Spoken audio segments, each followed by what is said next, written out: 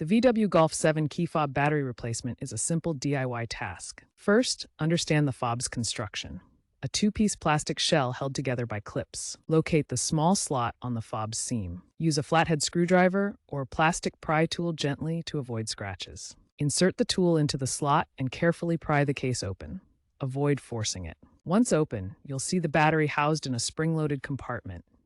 Note the battery's orientation with positive side up before removal. This entire process should take under a minute.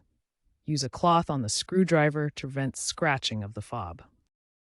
The VW Golf 7 key fob uses a 3-volt CR232 lithium coin cell battery. Remove the old battery, ensuring you note the polarity with the positive side up. Insert the new CR2032 battery with the positive terminal facing up.